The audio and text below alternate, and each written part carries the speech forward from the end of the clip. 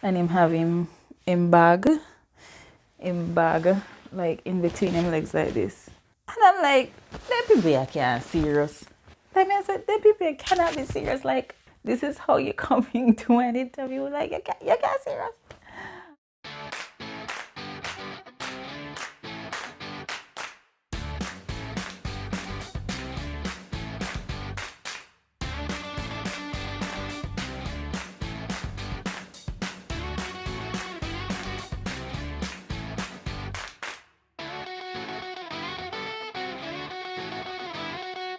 Hi guys, welcome back to the channel. It's your girl Kadene and this is Wine with Kadz. Guys, before we get into today's video, do you see my makeup? Like, let me just be honest, I'm not like a makeup girl, and you guys would have seen that like from the beginning of the video, from the beginning of my channel. Like, I'm not someone who was or is crazy about makeup, but I feel proud of myself because it was just last week, just literally last week Sunday, that Shade showed me how to do my makeup. Keep going on your upper lip area some more.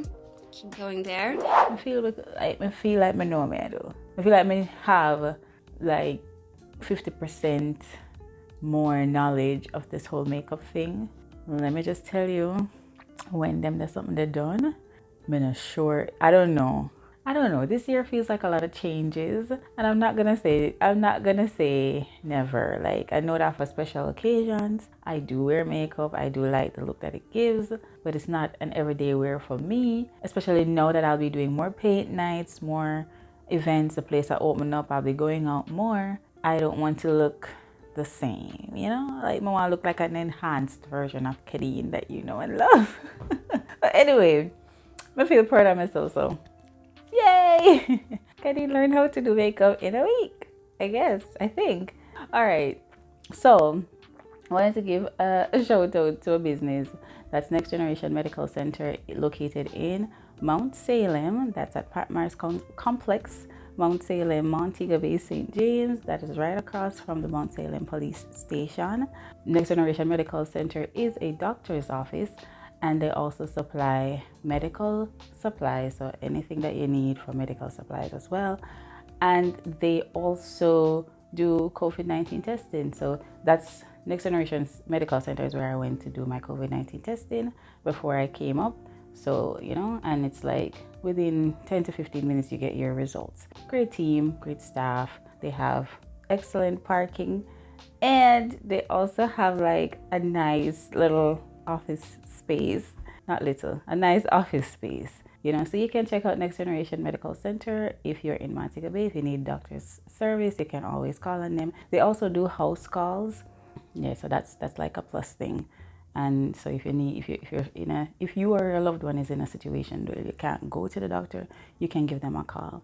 And of course, we're gonna put their information here. So their Instagram page, Facebook page, phone numbers, and all that kind of stuff, you can put it there. And if Kadene recommends it, it's great.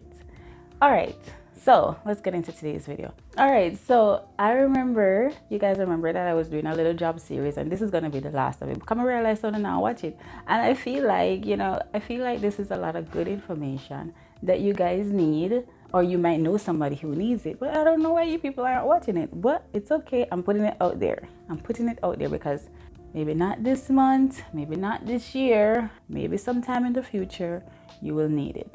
So as you guys know, in addition to being an entrepreneur, being the creative director of Kadene Grace Art and Kadene Grace Apparels, I am also a recruiter. That is my 9-to-5 job. I've been a recruiter since 2019. So that's how much years? That's 3 years. Yeah, coming up on 3 years. I have been a recruiter. I have worked in the hospitality industry. I've worked in the BPO industry, and I'm now recruiting for US candidates. And I've realized that it's a lot different in the sense of how the role that a recruiter plays when I am doing sourcing for Jamaican candidates in the hospitality industry and in the BPO industry. And it's also different when I am doing BPO industry in the US. Like, it's different because the role of the hiring manager and the role of the recruiter is so much different than when it's in Jamaica. First of all, the recruiters don't do as much as I would do in Jamaica. For the job that I'm in right now, the candidates are in US. I work in Jamaica. So we're outsourced. And what I've noticed too, I also speak to other persons who live in the United States and have gone through this process, friends of mine who have gone through the process and the recruiting. The recruiter is basically just responsible for sourcing the candidates. So they will go and find the resumes on whatever websites we're given to do that. We'll find the resumes, we'll reach out to the candidates, see if they are suitable, and we pre-screen them alone. Once we pre-screen them and feel like, okay, they're suitable enough, then we send them over to the hiring manager. The hiring manager does the interview. So I don't necessarily interview candidates for the role that I'm in right now. I pre-screen them, screen them, I screen them, and then the hiring manager does the interview so that the candidate is not going through this whole process of pre-screening, first interview, second interview, and then all sort of stuff. I remember that was kind of the role that I played in the Jamaican BPO sector that I was in here. And then in the hospitality industry, it was full cycle recruiting, meaning I had to do everything.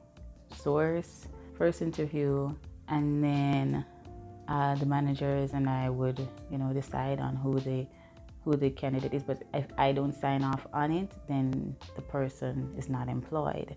But here in this company, if whether or not, I don't have a say in who is employed. I just give them the candidates that I see suitable, and they decide who is employed. Anyway, that is long and short of it.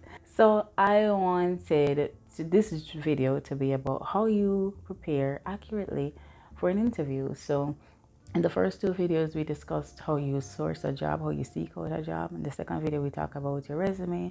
But now you want to prepare for an interview and go into the interview and do well in the interview. And this is going to be my last video on the series. So I'm going to try to put everything in one.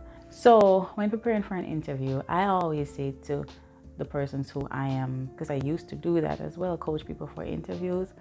Maya Angelou was the one who said, any room that you walk into, going with all your ancestors knowing that they love you, going knowing that you're loved, and then your confidence level build up. And I remember in the middle of interviews when I have candidates who are really nervous, I'd be like, hey, you don't need to be nervous. Just as how you want this job, we want you. You understand? So it's when you know that you are also offering something, it's like it's a mutual benefit when you're going knowing that it's not just you want the job.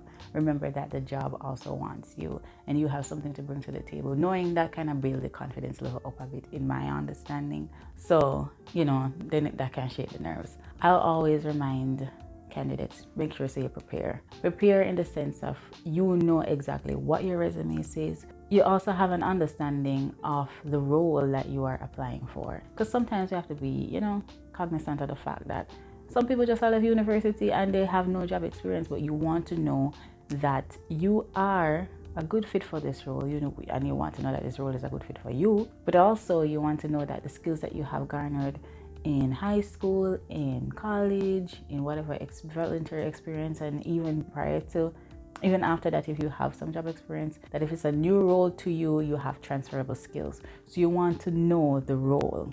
Do not pay too much attention on the company's core values and the company's mission statement and vision statement. I remember when I was just starting out as an employee, just start job hunting and then kind of stuff. People used to encourage me, know the vision statement and nobody wants to know that you know the mission statement and the core values. You want to know them for yourself to see if they align with yours. But at the same time, it's not like a quiz that you're gonna be quizzed on in the interview. So they're gonna be like, oh, so what is our mission statement and vision statement? Most of us know that if you're applying for this job, you're applying for 10 others. How is it that you're going to remember every mission statement and vision statement? So do not bombard yourself with all of that kind of stress. What you want to know is that you can answer certain kind of questions. Know what your strengths are and know what your weaknesses are. And I always encourage people to use one statement to make it seem like this is my strength, but it's also my weakness. For example, I'd say, I go above and beyond. That is a strength, but it's also a weakness because it can lead to people pleasing and me being burnt out. You don't want to give out any kind of information that you're not being productive or you're not doing the job. But you want to say, this is a strength of mine. I do go above and beyond. But I find that going above and beyond sometimes can lead to burnout and make me, sometimes groggy and tired. And I feel like if I get to know how to balance that and know when to say no and know when to stop, then I can be more productive. Well, we don't want to say that, but I can be the best version of myself, the best employee ever. But that's one thing. You also want to ensure that when they ask you, tell me about yourself. You don't want to tell them, say, oh, I'm a mother of 5, I'm married with... No, we don't want to hear all of that. Sometimes it's good to get that out there. We want to know if you are a good fit for this job. We want to know who you are as a professional. Yes, it is important to know so that people know say have a family, because some expectations can be wild in these companies. But yes, you can say, hi, my name is Kadene. I'm not a mother. I'm not married. I am Kadene. I have over 5 years experience in customer service. In my case, I have over 3 years experience in recruiting and human resources. I do have a Bachelor's of Science degree in psychology, which I have used, which I believe is very instrumental in the role that I am applying for. I'm a goal-oriented individual. I do consider myself to be an excellent team player. I work well with others. I'm very friendly. I do not allow myself to get down very much. And I always think that I always want to align myself with a company whose goals are similar to mine. Something like that. You want them to be intrigued about who you are, but you also want them to be like, okay, them intrigued. They're intrigued by, whatever you're presenting, but they also know that, okay, this is somebody that we want on our team. She's not just telling us who she is. She's telling us what she can contribute in that very short statement. So I always want, to prepare even that statement, because if that is your opening statement, then you're good to go. Now, they're going to ask you questions. Well, it all depends on the role. Do not, for any other questions, don't necessarily give no yes or no question answers. And they'll even advise you when you go to the embassy, don't give no yes or no answer. Don't give no one word answer. Give a statement. Or sometimes you can give examples. So say to you that, tell me about a time when you were, this is a common question. Tell me about a time when, you were at work and you were in a stressful situation. What did you do then? They may not ask it like that. They may say, how do you deal with stressful situations? How do you deal with conflict at work? That is the opportunity that you say, well, I find myself to be a very, conflict resolution individual. I always try to find the solution in any problem. I do not allow external factors to change my internal peace. However, dealing with certain kind of conflicts, be it if it's an employee to employee, like myself and another staff, then I'll try to speak with that staff. But if there's no resolution, then I'll get a supervisor involved, and I'll tell you about a time when there was a particular, going to that kind of example, there was a particular time that I, had not an altercation, but there was a rift between another staff and I would advise her to do this and she said that, and then it caused a rift. So I went ahead and I had a conversation with them to let them know that that's not what I meant, that was not my intention, and so that we can, move along with the decision that was already made.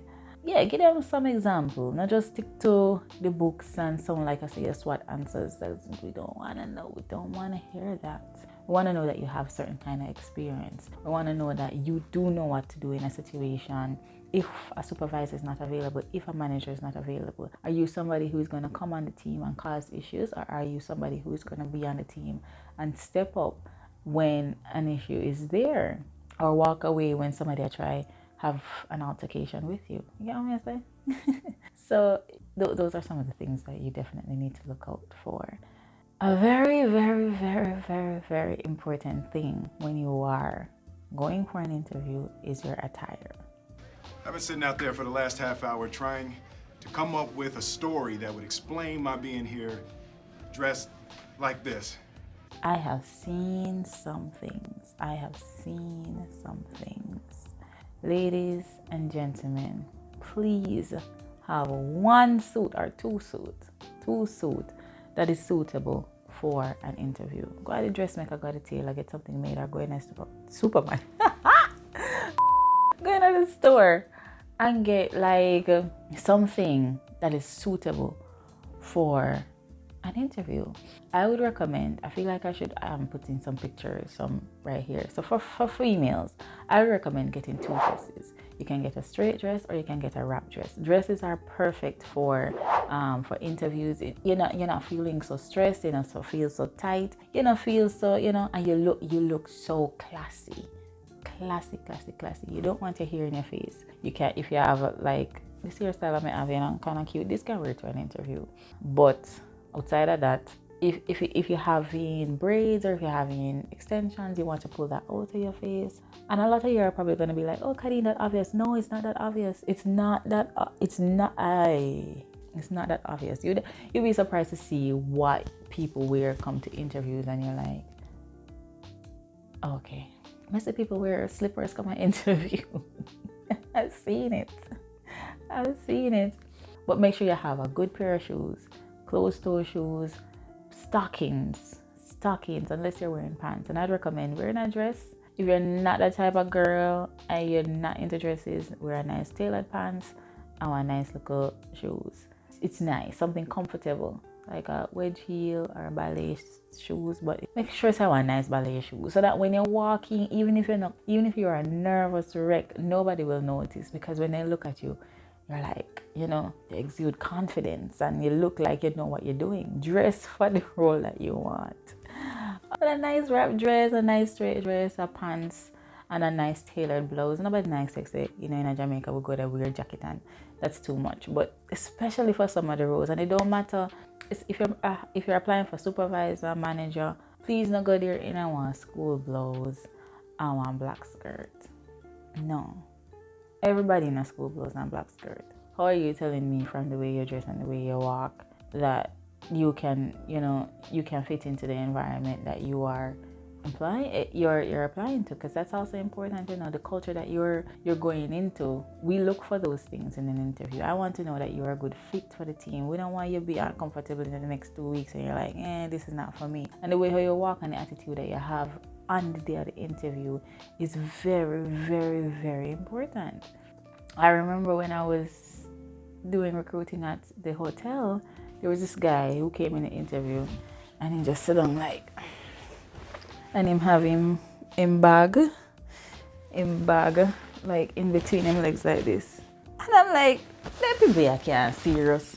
I said, them people cannot be serious. Like, this is how you're coming to an interview. Like, you can't serious. But yes, gentlemen, now we're not sneakers come at people in interview. Invest in a nice pair of shoes. You don't have to be like, one kick me, kill me, understand? But we just now a nice pair of shoes. Have a nice pair of black or brown shoes, nice tailored pants, an Oxford shirt, very nice. Plain Oxford shirt. If it's plaid, don't make it too busy. You understand? Shave your face, groom your hair, or cut your hair. Make sure you look well attired and groomed. Don't wear no earring come at people in interview, because we're not at the place where we're not as liberal in some industries, in some places. If it is allowed, I know that some companies do allow men to wear earrings and so forth, but don't wear it come at the interview. Wait until you find out, say, it is allowed, then you can put that in. And I know that, especially for the BPO, they're a lot more liberal. So, men can wear their hair, but it needs to be groomed. If you have loose natural hair, make sure you can wear it. If your locks, make sure you groom or put away. But not come there looking like you're not kempt. You understand? Just look decent. Look like you look like your beard. Please, I'm begging you. That is important. Look like I say your beard, please. I don't feel like me a rough no opener, but please just look like they take pride in themselves. Like, if you're going on a date and someone go carry themselves, this is your life. This is a job. This is going to propel you into whatever is next in your life. You have to show up for yourself. If you're going to show up and look cute up and handsome for somebody else on a date, show up and look cute up for yourself on this job. You understand? Yeah, impress yourself. Not necessarily, but impress yourself. Look like, when you're looking at the mirror and look back at yourself, you must be like, damn. Always walk with your qualifications, your ID, your TR, and your NIS. Always walk with all of those things when I'm going to an interview. Even if they say, oh, you don't need to bring it, because sometimes it might be best for them to, do their photocopying at that time. So always walk with all of that. Your banking information and that kind of something. What if they say they go get the work on the spot? What if they say they're going to give you the job on the spot? They just might. They just might. It just might impress them enough and they'll be like, this is the person I want. So please make sure you say eat before you go to an interview. It's the worst thing for me when I get to an interview and it's all day and I'm starving and then your energy not up when you're in the interview. You understand? Make sure you say eat. If I want a cup of tea, I want a slice of bread or one egg or something like that, make sure you have something in your stomach when you're going to an interview because you want to be on the top of your game. You want to look energetic. You want to look like I say, I got it. One time ago on an interview, you see, I think it was one of the interviews I did in December. And I tell us I never eat nothing because my stomach only open at 9 o'clock.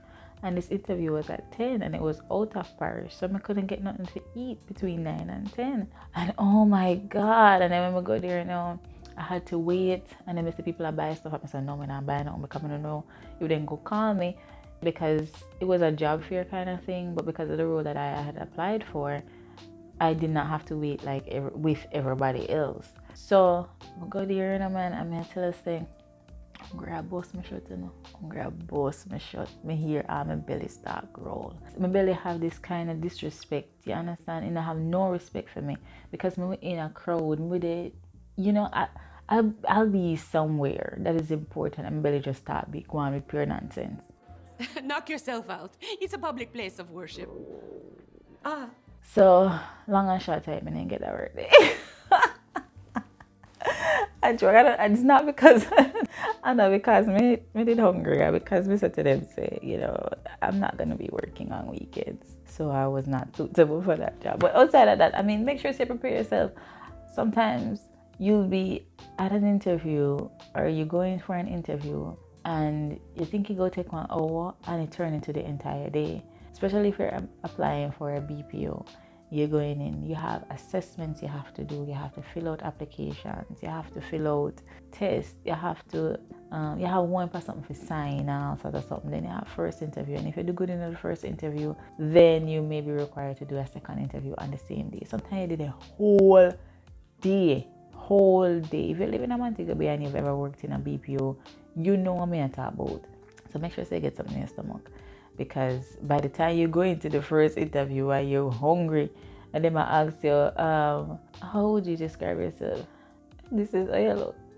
Miss, I've seen so many people come in front of me and confused. I remember one day when you said to a young lady, say, go get something to eat and come back. And you have recruiters who are lenient. You have hiring managers who are lenient. But honestly, some of them, just like how you tired and miserable and frustrated and want to get it over with, some of them tired and miserable and want to get it over and done with too.